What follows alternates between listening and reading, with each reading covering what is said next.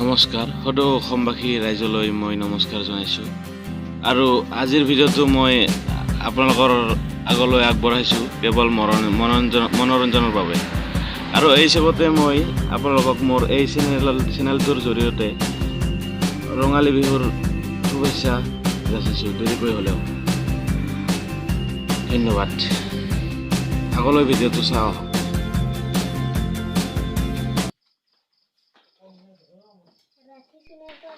ৰঙালী বিহুৰ বতৰ তাতে আৰু লকডাউন কি যে কৰোণা মৰোণা কি ভাইৰাছ গিলা আহি পায় দেশখান যে আৰু কি হ'ব ভাবিয়ে নাপাং। ৰঙালী বিহু বহাগৰ 1 তাৰিখ আজি এই অৱস্থা থাও পাপৰ দিও আৰু মদ খাব পাই না এই ৰঙালী বিহুৰ বতৰ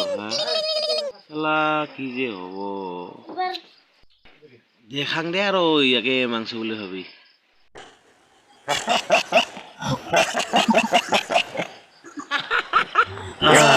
মাংসটো ভালে আছিল কিন্তু কি করবি